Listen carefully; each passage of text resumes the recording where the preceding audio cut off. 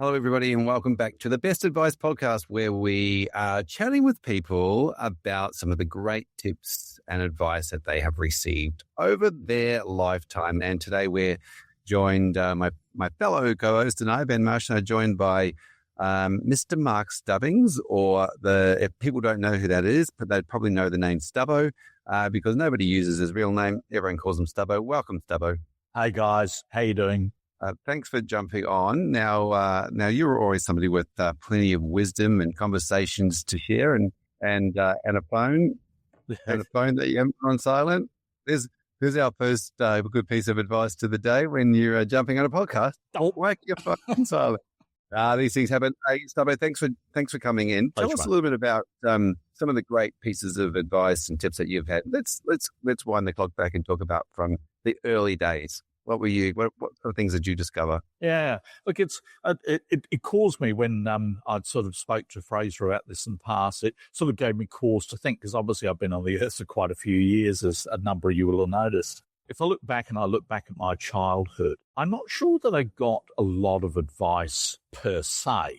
I think I probably got more advice in my professional life, my career, but you do learn lessons when you're a kid, whether it's by observation or whether by listening, because kids are great listeners, right? You assume that as an adult, you're having a conversation, the kid's not listening. Oh, yes, they are, right? And they learn stuff. So I reckon there was a couple of pivotal sort of moments in my young life. The first one was, and this is like ancient history, right? So I was born and raised in the UK, and I lived at a little place called Denton, which is relatively close to New Haven, which is a fairly significant port in the UK. It's on the southern part. It's just on the coast from Brighton. And there's a lot of ferry services that go across from New Haven, obviously across to France. Now, back in the late 1960s, and I literally was only a kid at the time, there was a particularly bad winter.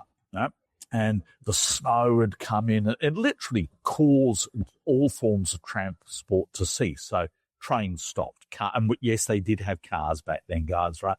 Cars stopped, all sort of vehicles, right? And I was at school along with the other kids in my class. And literally at around about, 1 o'clock in the afternoon, the head teacher said, look, everything's shut down. We're going to shut the school. Find your own way home. And you sort of contrast that with today, where obviously there'd be hordes of anxious parents, a school that's absolutely focused on, making sure the kids are safe. They just kicked us out the door and said, on your way. So I sort of thought, it's bloody cold. The snow's about 6 foot in drifts. I thought, well, I'm probably going to try and make it home, right? Because the alternative's not very good. So that, I think, was one of my first lessons in self-reliance. So I sort of girded my loins, so to speak, pointed myself in the direction of home and headed off. And eventually, a couple of hours later, ended up at home. So there was a really good lesson in self-reliance, FJ. You sort of go, sometimes you've got to help yourself. The other one was my parents were great explorers in the sense that come June every year, which is obviously the big school holidays in UK. My daddy was a school teacher and mum who was a housewife. Bit of an antiquated term, but that's what she was. Dad used to pack up the car, which is an old Ford Cortina, and we used to go camping in Europe. So we'd catch the ferry over from New Haven, go to Europe, and we'd whiz around. And obviously back in the day, it wasn't that hard to camp, right? There was a river nearby, and I thought it would be an extraordinarily good idea not to mention it to anyone and just go swimming in the river. What could possibly go wrong? Right?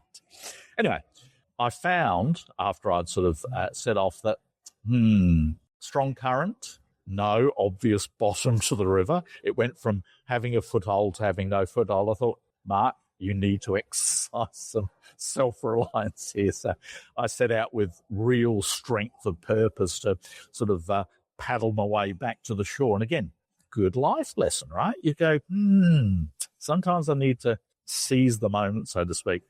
So those were a couple of things I took out of my young life, FJ. aside from just a general prudence with money, as I mentioned, I'm not old enough to remember the Depression, thankfully, but my parents obviously came from that generation. They were pretty prudent. They didn't have a lot of money, right? But they were pretty prudent with money. So I sort of realised that, number one, dollar saved is a dollar earned, or a shilling saved is a pound earned. And I realised that the miracle of accumulating some money, right? I also discovered that work was a really good way to make some money, right?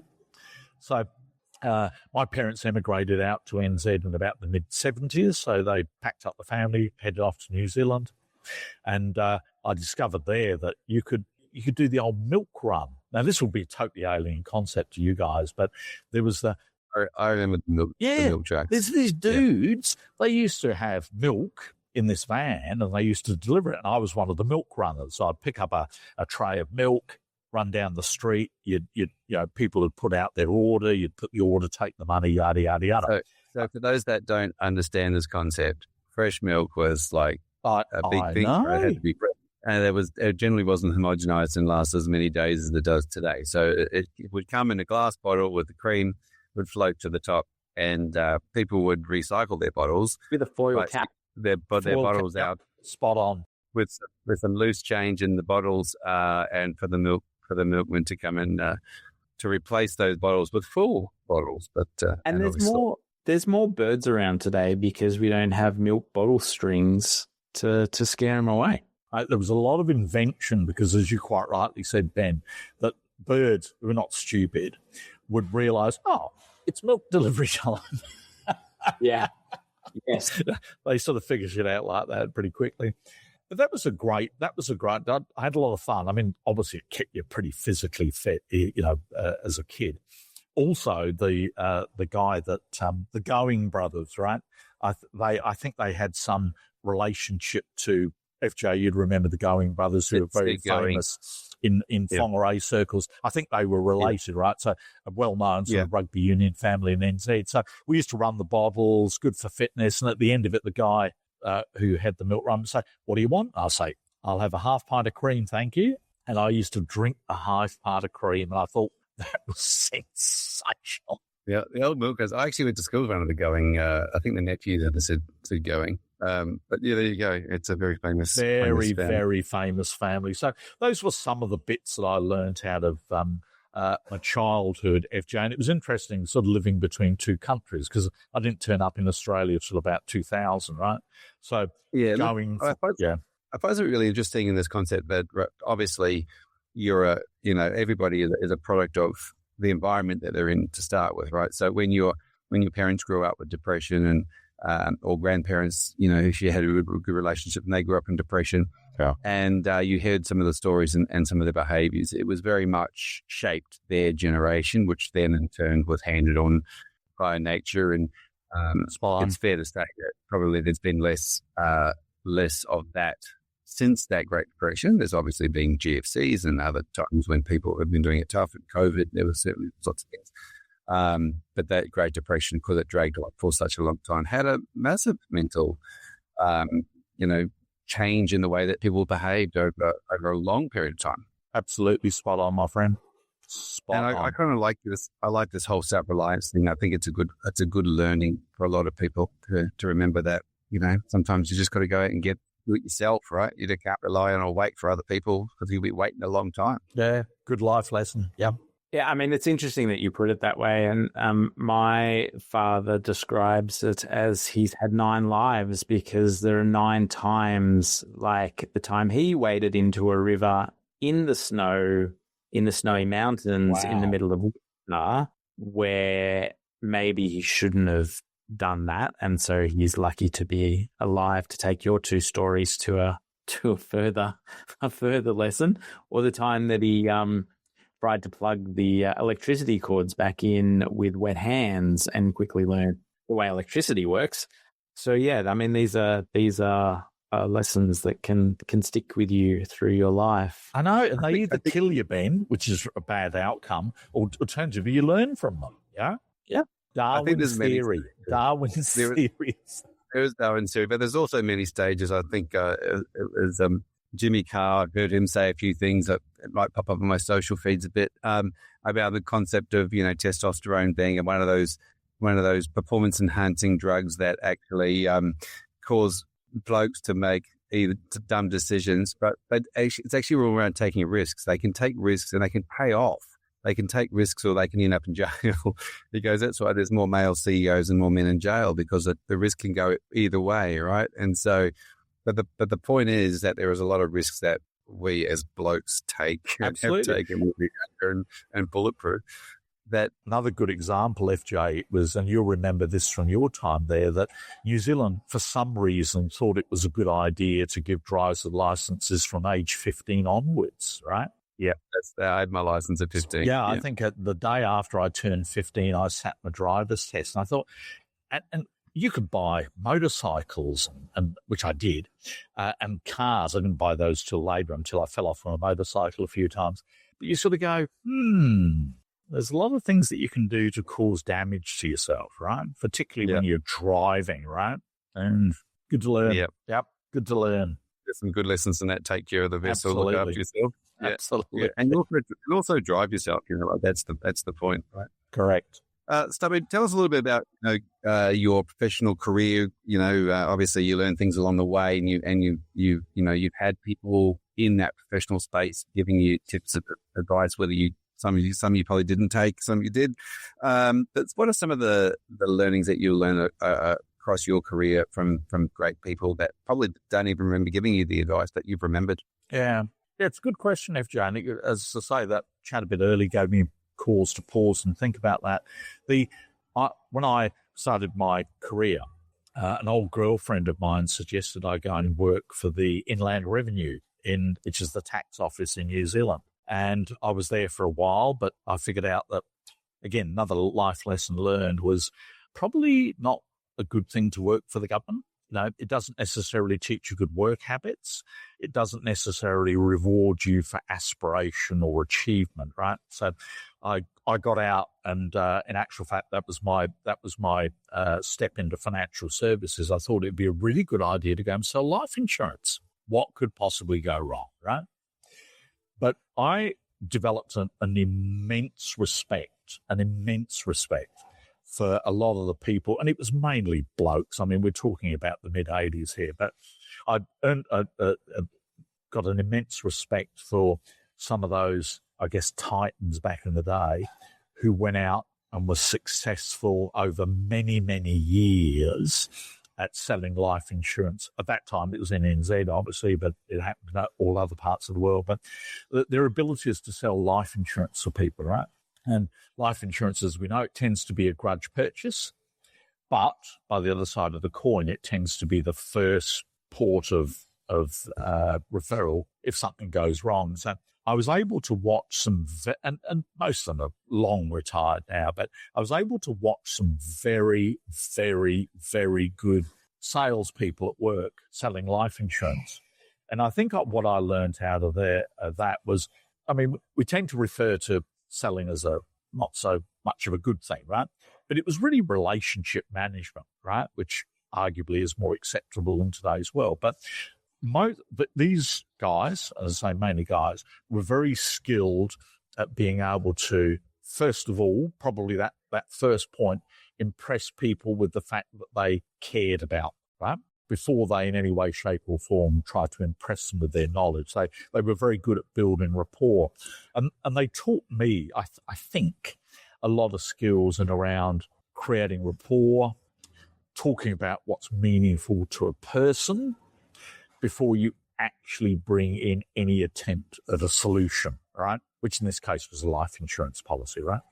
And I think that's always those lessons around develop rapport, find out about their circumstances, sort of identify the weaknesses, bring in a solution and bring to a conclusion.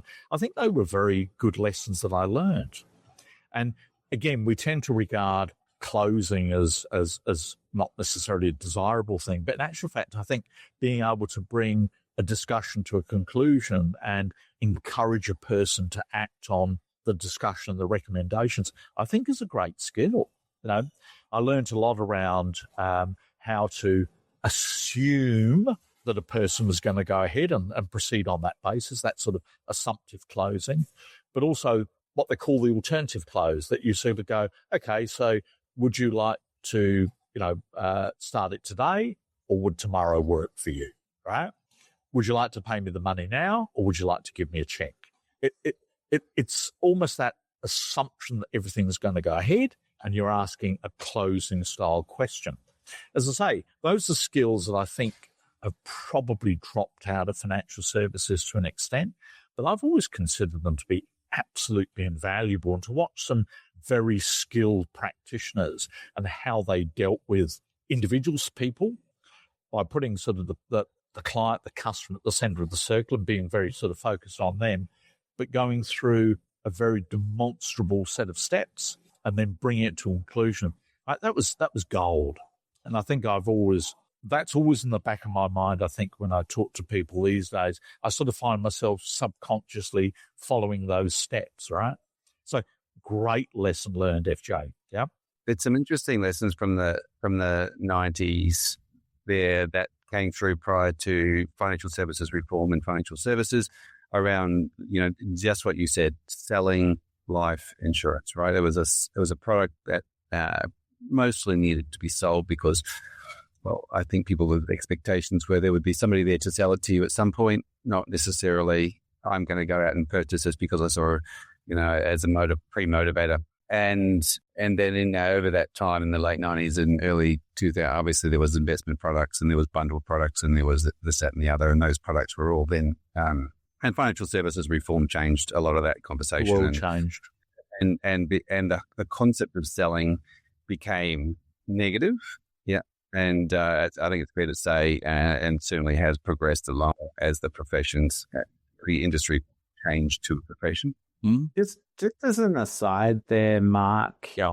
The perception I've probably got is that people were probably a little bit, so if you got in the door and started having a conversation with them in the 80s and 90s, you could have the conversation with them because there was almost a politeness that someone was going to talk to me, so I'm going to have the conversation with them. Whereas today, somebody knocks on my door, a lot of the time I won't answer it, or if they do, I try and brush them off as quickly as possible. I mean, is that given you're still, to a certain extent selling things, is that true? Is it and what have you observed around what works now versus That's a fair observation. Yeah. It's a fair observation. I remember back in the late 80s wandering around. There's an Auckland suburb called Devonport, and quite a nice suburb. Nice houses, fairly leafy, genteel type suburb. I can remember taking new insurance agent hires, and we just went door knocking, right? And apart from the fact that it's a fairly confrontational situation, right? It's a sort of an in-your-face situation from not only your perspective, but from the customer's perspective.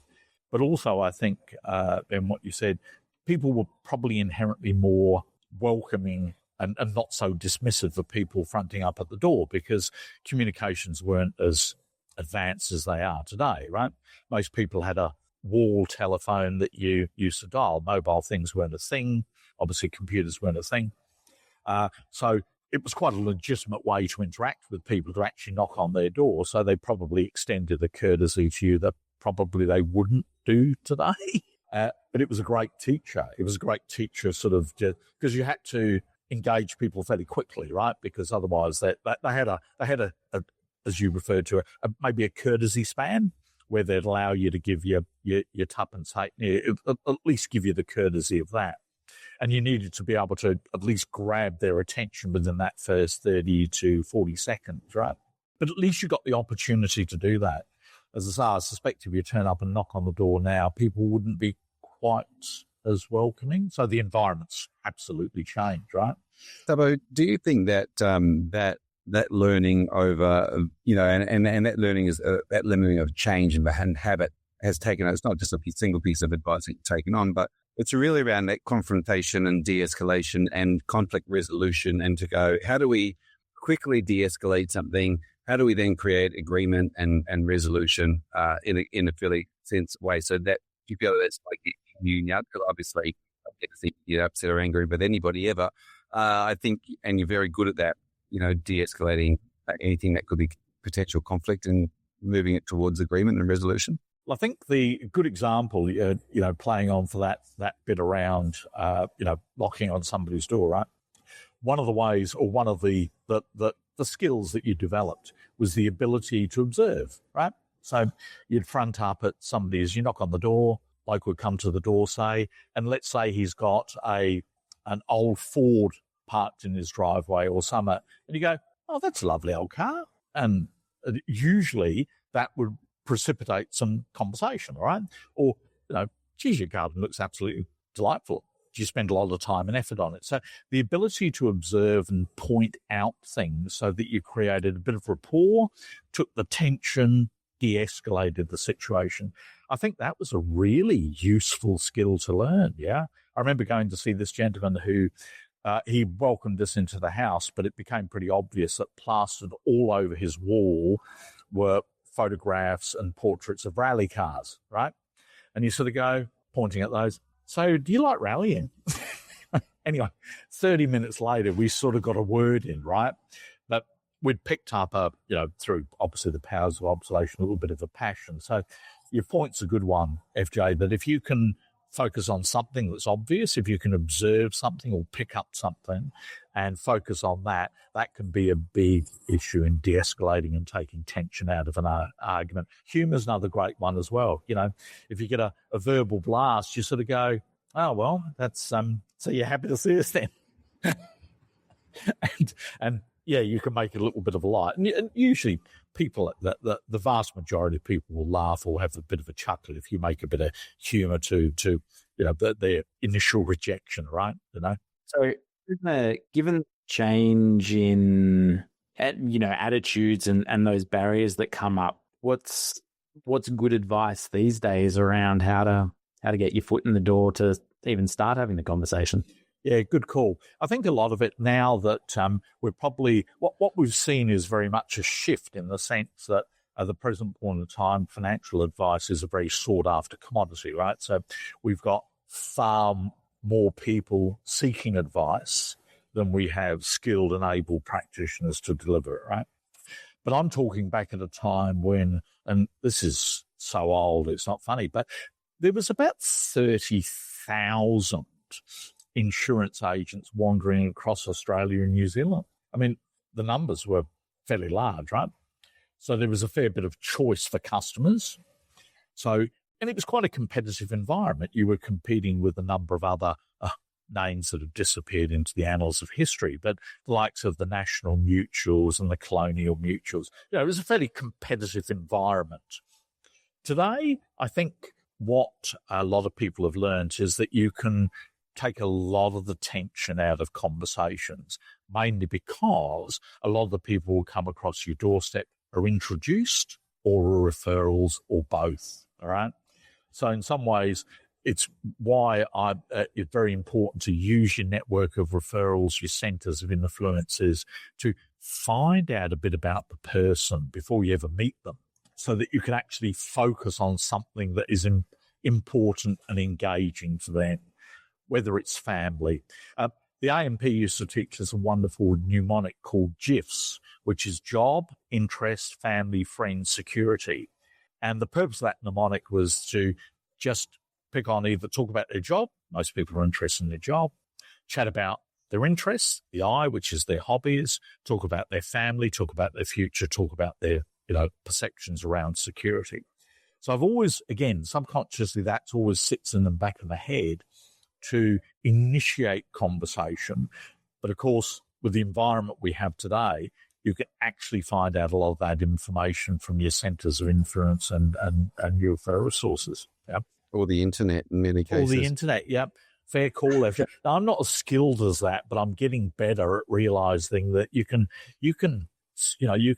hunt people on social media. You can find out a lot about them. Fair call. Yeah, LinkedIn will tell you about their jobs, their interests, family, and friends, and is all around the socials, and then you can just work on the future and security. Fair call.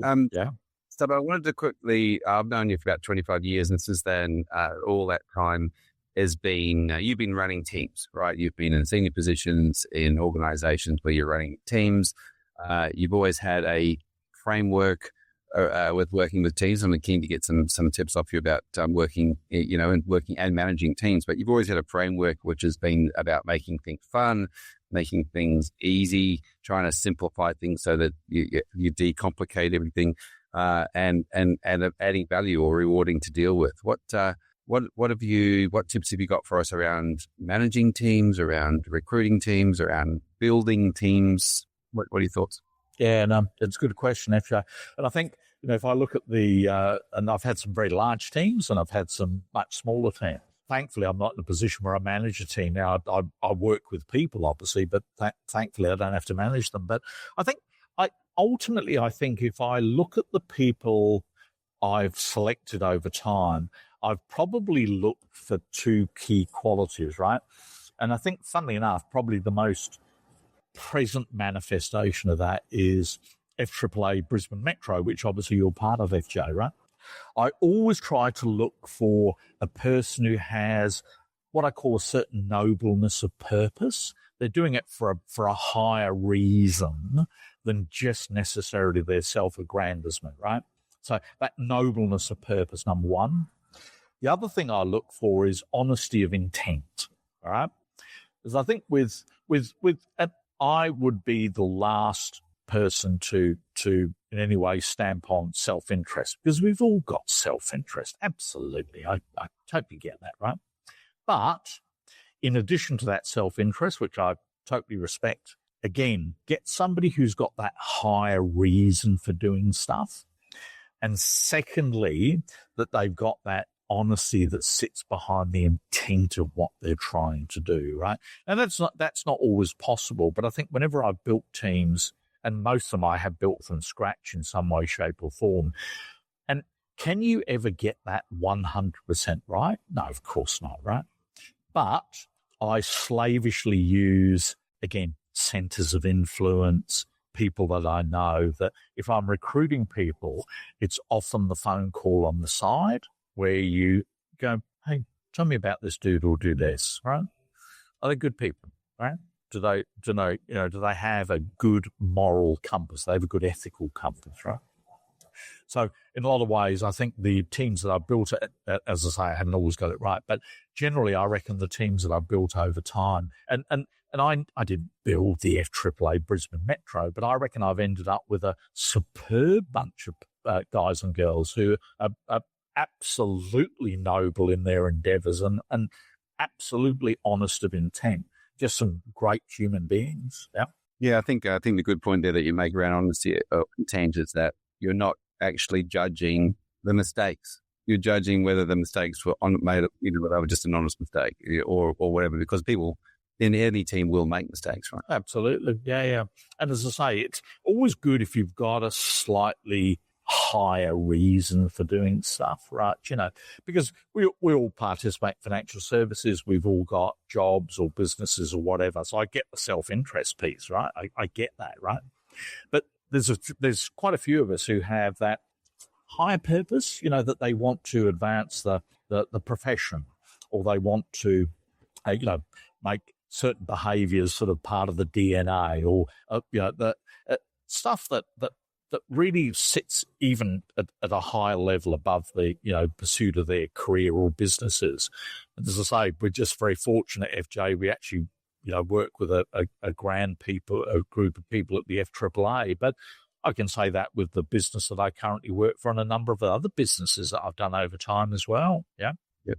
Stubbo, one of the things that I've spoken to you about before was the concept of moving countries and moving, creating a new start or a fresh start in a new location with, not really knowing that many people. You've done that obviously with your move to from a child to move to New Zealand, and then of course to move to Australia.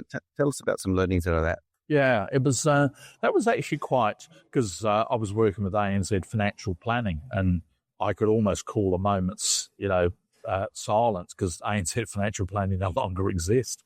They've disappeared and gone into the dustbin of history. But I was running ANZ FP in New Zealand, which is obviously a much smaller operation than the Australian operation, and the Australian operation said, how would you like to come and run ANZFP in Queensland? And I went, yes. And then I thought, oh my God, I've just bought Sally my Mustang. Oh, hang on, I better tell my wife and kid as well. Anyway, let's ignore that a little bit. So that was, it was a very easy thing to say yes to, and obviously persuade the family it was a good idea. And I obviously had to have some quiet time with Sally the Mustang as well to convince her that a shift across the Tasman was a good idea. But one thing that struck me, and again, sometimes you, in your rush of excitement, you don't necessarily think about all the consequences of that. But I'd obviously been in New Zealand for 20 odd years. So I'd built a financial services network in NZ. You step into Aussie, much bigger environment, much larger industry stroke profession, a lot more involvement. And it was quite sobering to realize that I had to rebuild my network again, right? And people say, geez, you know a lot of people, Mark. Yeah, but it's taken me probably that 26 years since 2000 to rebuild that again, because you just had to start from scratch. And probably one of the things I learned was the value of joining a professional association, so I got myself allied with the AFA, as you'd remember, FJ, from your own experience. I got involved with the AFA quite early in the piece, and that proved to be, again, I wish I could say that it was all, premeditated. It's a bit of good fortune there as well, but I just happened to get involved with the AFA, and that proved a magnificent step towards, again, rebuilding that network, developing the contacts, the acquaintances, the good friends, all of that type of stuff. So I think with the benefit of hindsight, I probably would have done more to sow the seeds prior to shifting over to Australia, because there was a bit of time in between. But again, benefit of hindsight. But I learned pretty quickly that the environment was so different as well. So I think with some of the people that I'd developed early friendships with when I moved to Oz, again, good luck more than great management. But I said to them, talk to me about the Australian financial services sector. Assume I know nothing, which is true. Assume I know nothing. Tell me about stuff, right? Because that was a point of time when platforms were becoming part of the landscape. Financial planning was becoming a real thing, right? It was, prior to that, particularly in NZ, it was a relatively new concept. So financial planning had really sort of taken hold as a concept. So I spent a lot of time listening to people tell me about the Australian industry as it was then, and how the profession was developing, how the various professional associations, interacted together, what their view of the future was, how were products developing, what were their thoughts. And that was absolutely invaluable, because coming from NZ, which was quite a way behind, relatively speaking, and probably still is, relatively speaking, to step into what was a rapidly developing and evolving market in Australia around about 2000 was a bit of a shock to the system. So I'm glad I swallowed any vestige of pride I had and sat at the knees of those individuals and listened to the learns, right? I think it's a good lesson for those that are, changing locations or changing careers. And a lot of the time, I think a lot of the people that, might be coming into financial services or doing so because of a change of career. They might have had a career as a teacher or something else, and now they want to be here. And so there is that putting aside the time and effort to build networks, because it can be very lonely when you start something new. Absolutely. And there were some wonderful people. I subsequently, after ANZFP, did a bit of time at CommInsure, which again just started to help broaden, particularly with the IFA market. Obviously, ANZFP was very insular, the old Tide structure. But moving into the CommInsure and getting a much wider appreciation of the IFA market really served me well when I stepped off into the professional investment service businesses, which was a huge networking business. That was one of its key characteristics. And that was a wonderful learning experience as well, FJ. But I'm very grateful to to some of the guys and girls that told me stuff and were prepared to sort of share their wisdom back in the early days. I'm so glad that I took time out and listened to them. Advice can go two ways, right? So, drift on that gratefulness to people giving you advice and helping you on your journey. I mean, are there any that you went, oh, that sounds good, and tried it and didn't go so well, or things that seem like good advice that people should maybe ignore and move on from? Yeah, I think it was, and again, it was a particular point in time, right, that there was huge change. We were coming out of cars and entering into that environment where statements of advice, right, that was like a seismic shock at that point of time. I mean, cars were a shock, right? Statements of advice and fact finds, good Lord. So just for everyone not listening to this, we're not talking about cars and corporate authorised representatives. We're talking about cars as in customer advice records, which was the precursor to the statement of advice. Wow. And that was such a seismic shock, FJ, and you're quite right. Customer advice records preceded statements of advice. One thing I learned, I think, really out of that was sometimes you've got, as much as you don't like it, you've got to learn and adapt, because so many people, I think, adopted the attitude, no, the world is flat. You're never going to persuade me it's round. I'm going to stay and live on flat earth, right? I think I decided pretty early, and maybe it was because it was relatively new to me in Oz, but I realised, Mark, you've got to embrace this. But we're not going to turn this around in the short term. And sure enough, 20 years later, they're still here, right? So we're not going to turn this around in the short term. So you really got to adapt, or you're going to wither on the vine, right? So I think the people who said to me, Stubbo, resist the change, that wasn't good advice, Ben. And thankfully, I chose to ignore it. Whereas you had others who said, mate, it's going to be around a long time. Learn it, get better at it, adjust. Certainly sympathise with the people, the flat earthers, but realise that it's going to be the ones that will change and evolve, that are going to prosper. So I took that on board, because natural human instinct is to resist progress and resist advance. But probably the best bit of advice I got then was to embrace it. Was it painful? Yes. Was it time consuming? Yes. All the bad stuff. But the good stuff was that I became at least able to cope in that world, and a lot of other people did as well. But a lot of people went through so much pain and heartache and didn't adjust well and probably exited the industry / profession. Yeah.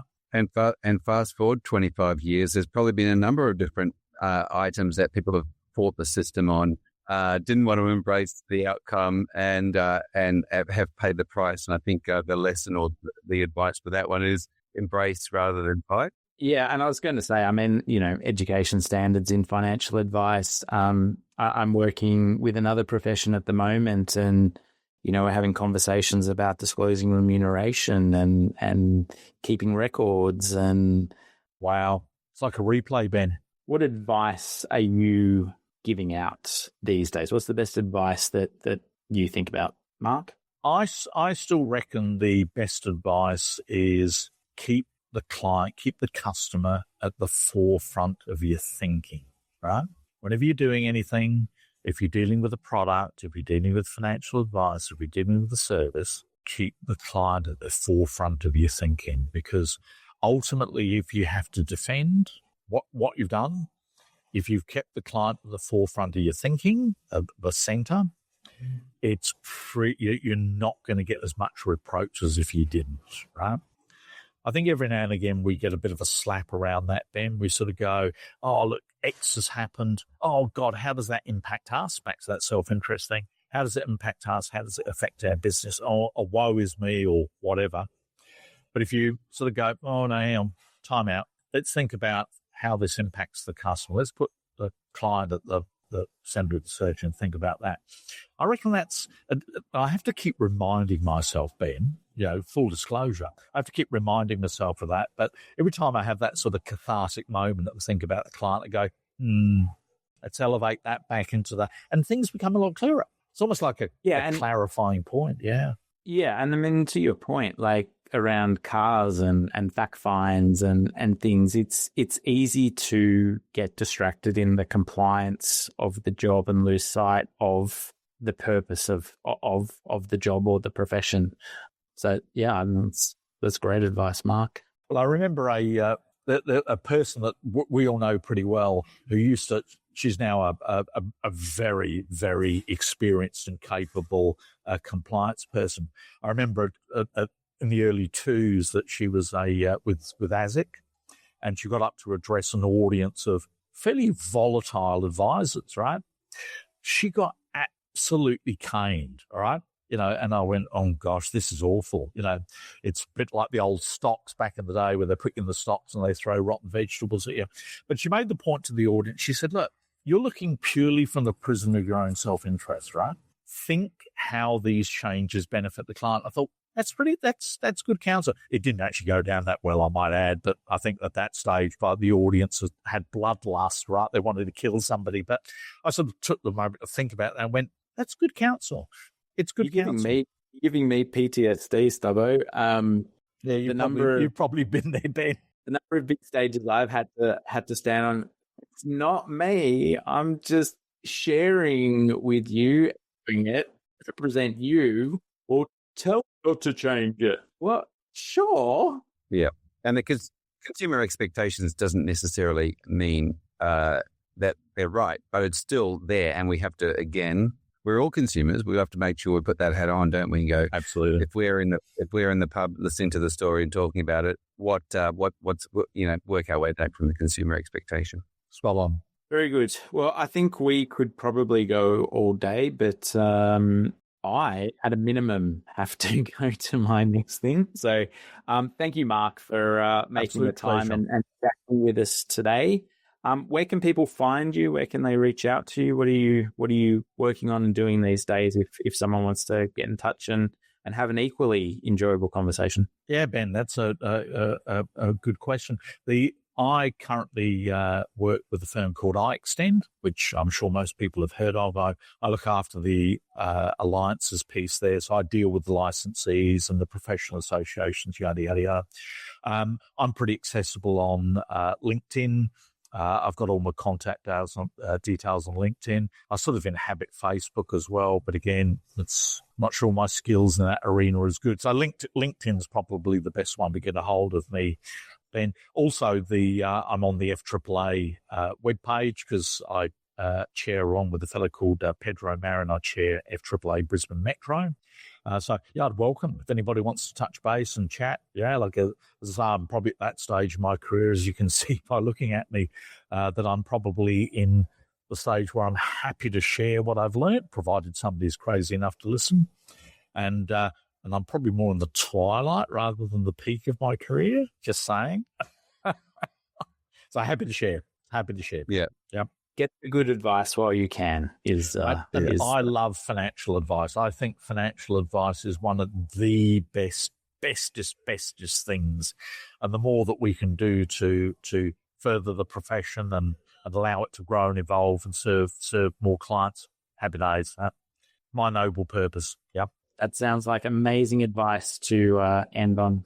Thank you, Stubbo, for joining us. Man. And we will catch you all in the next episode. Thanks, Ben. Thanks, FJ. Thank you. Thanks, Stubbo. See you guys.